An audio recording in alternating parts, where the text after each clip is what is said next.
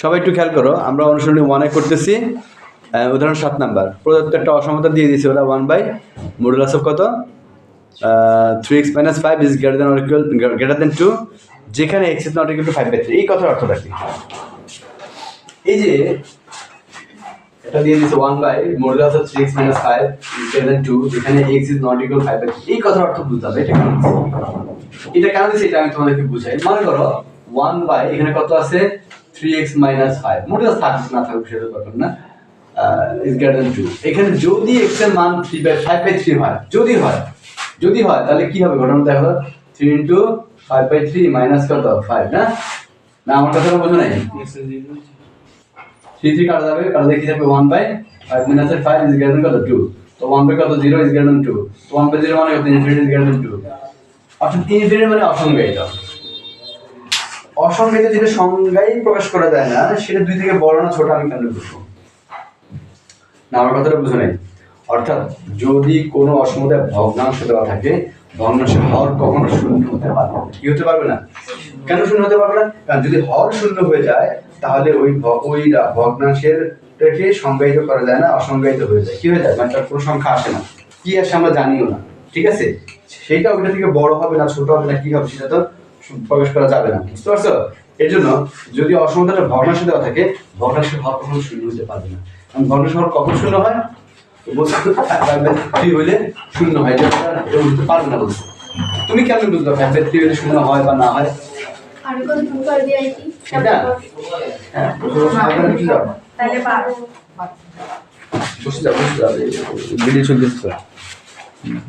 যেটা বলতে যাচ্ছিলাম যে নিচে শূন্য হবে কখন আমরা বুঝবো কিভাবে? তো নিচে শূন্য হবে কখন এটা বোঝার জন্য নিচে যে রাশিটা আছে, কি আছে নিচে যে রাশিটা কি আছে 3x - 5 সমান 0 লিখবা। 0 লিখে 3x সমান কত লিখবা? 5 লিখবা। x সমান কত হয়? 5/3। এই যে x সমান 5/3 এইটা হইতে পারবে না। এইটা হইলে এটা শূন্য মানে নিচে হঠাৎ কি হয়ে যাবে? শূন্য হয়ে যাবে। এজন্য ওরা বলছে x টা 5/3, x এর মান 5/3 হতে পারবে না। হইলে এটা 2 দিকে বড় হওয়ার কোনো চান্সই থাকবে না। বুঝতে পারছো? বড় হবে না সেটা আমরা বুঝবো না, এজন্য এটা হতে পারবে না। এটা আমাদের প্রশ্ন বুঝাইছে। মানে এটা কেন হতে পারবে না? মানে স্টুডেন্ট প্রশ্ন করে স্যার ইন্ডিয়া আবার এটা কি লিখছে এটা বুঝিয়ে দিই। এই জন্য তোমাদেরকে আগে দিয়ে বুঝিয়ে দিচ্ছি। বুঝতে পারছো ব্যাপারটা? আমাদের কাজ হবে বেসিক্যালি এইটা। তো আসুন এটা নিয়ে আমরা কিভাবে কাজ করবো সেটা এখন দেখাচ্ছি। তো আমরা লিখবো প্রত্যয় লিখলাম। আচ্ছা, তো ভগ্নাংশ তাহলে তো আমরা এটা নিয়ে কাজ করতে পারি না। যেমন আমরা একটু ভগ্নাংশকে চেঞ্জ করে দেবো। দিস ইমপ্লাইজ এখানে সবসময় ইমপ্লাইজ চিহ্ন দেবো। হ্যাঁ, এটাকে ব্যস্তকরণ করে দেবো। ব্যস্তকরণ মানে বুঝো তোমরা, হরকে লব, লবকে হর করে দেবো। তাহলে কি হয়ে যাবে বলতো? Modulus of 3x - 5/1। তো বাই 1 তো লেখা লাগবে, কারণ নিচে অনেক কোনো দাম নাই।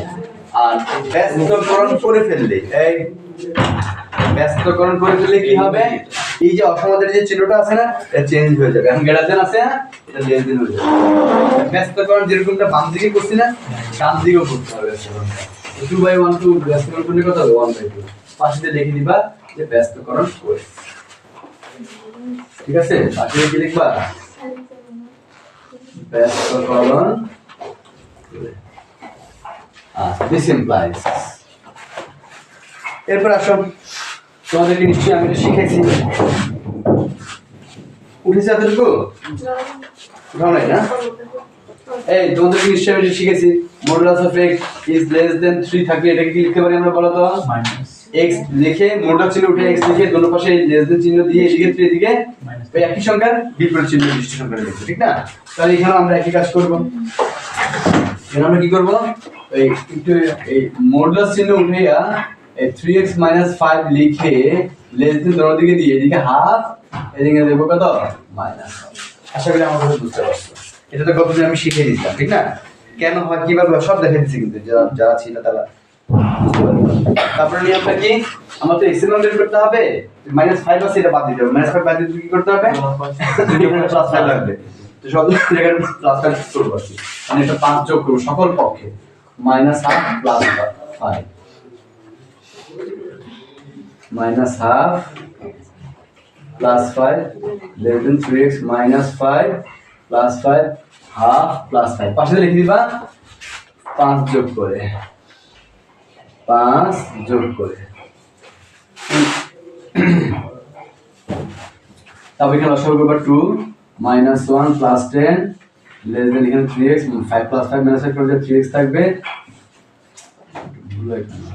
এখানে 2 1 + 5 গুণ 10 তাহলে শেষ পর্যন্ত কত হচ্ছে বলো তো 9/2 নি হয় এখানে 3x আরটা কত হচ্ছে বলো তো 11/2 না কিন্তু এখন তো আমার x এর মান বের হয়নি বের হচ্ছে এখন x এর মান এখন x এর মান বের হয়নি তাহলে x এর সাথে কি আছে 3 3টা কি আকারে আছে তো তিনটা বাদ দিলে কি করতে হবে ভাগ করতে হবে সকল পক্ষে 3 দ্বারা ভাগ করবে ভাগটা কেমন করে করবা সেটাও শিখে নাও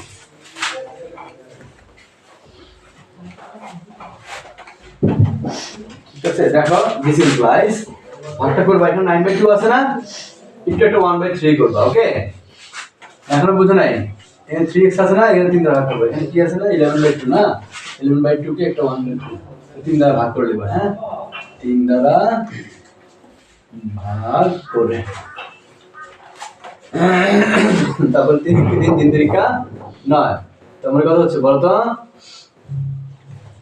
3/2 এখানে কত হচ্ছে x এখানে কত হচ্ছে বলো তো 11/কত 6 না এটা आंसर দ্যাটস দ্য आंसर তোমাদের কি সংখ্যা রেখা দিয়ে কোনো অঙ্ক করেছি এখন না